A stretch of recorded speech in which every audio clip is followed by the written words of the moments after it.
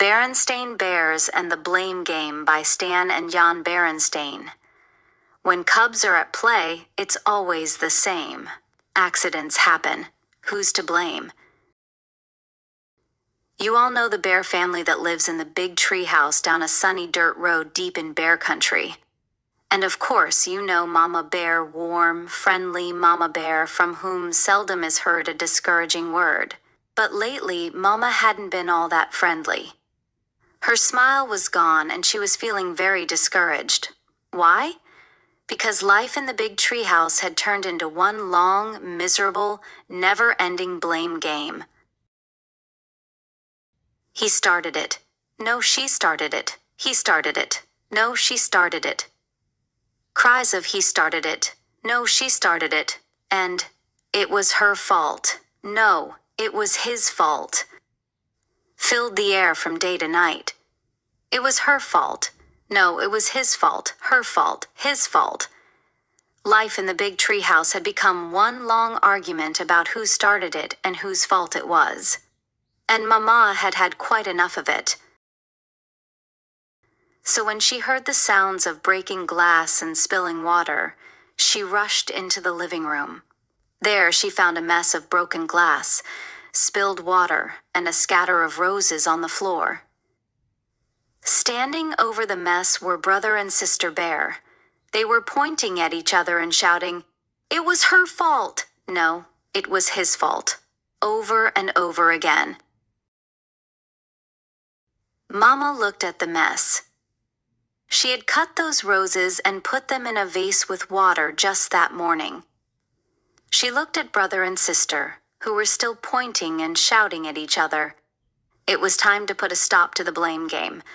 Mama decided to put her foot down hard, so hard it shook the room. "Enough of this blame game," she shouted.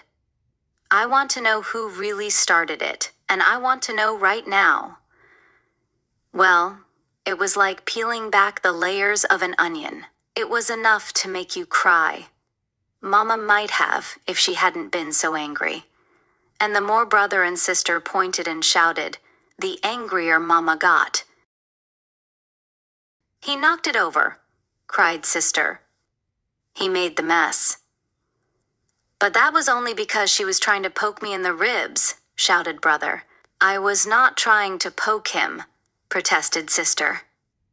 "I was just trying to tickle him because he tickled me this morning." "But that was because she tickled me last night. But that was because he put a rubber snake on my bed. But that was because she put a squeaky toy on my chair and it squeaked when I sat down."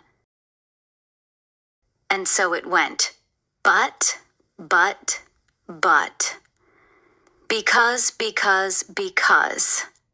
Mama understood that she wasn't getting to the bottom of anything. But she was getting to the end of her patience. Her head was all whirl with buts, becauses, rubber snakes, squeaky toys, broken glass, spilled water, and scattered roses. "Enough," she shouted. "Enough of what?" asked Papa Bear. He had been fixing up the downstairs bay window and heard the shouting. "From what I've heard," he said, looking at the mess on the floor, "there's more than enough blame to go around. So instead of playing the blame game, why don't we just go to work and solve the problem? Let's deal with the broken glass for starters. Brother, you fetch the dustpan and broom. Sister, you bring the paper towels from the kitchen." Papa quickly swept the bigger pieces of broken glass into the dustpan. "What about the water and the roses and the little pieces of broken glass?" asked Sister. "Mama," said Papa, "will you please pick up the roses?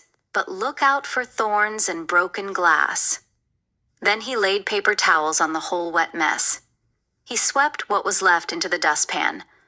Mama put the roses into another vase. Good for Papa. He had put a stop to the blame game. Papa went back to his workshop. The cubs went out to play. But while Papa was putting away his paint and putty, he heard the sound of breaking glass. He rushed outside. The bay window he had just painted and puttied was broken. There stood brother and sister, pointing at each other. Sister had a bat. Brother had a glove. There was a baseball in the grass among pieces of broken glass.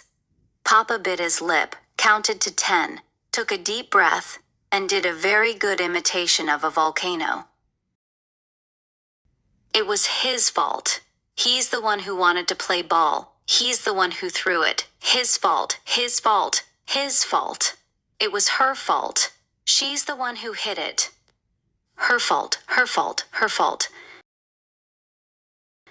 It seems to me, said Mama, who had heard the crash, that instead of shouting and pointing fingers, we should get to work and solve the problem.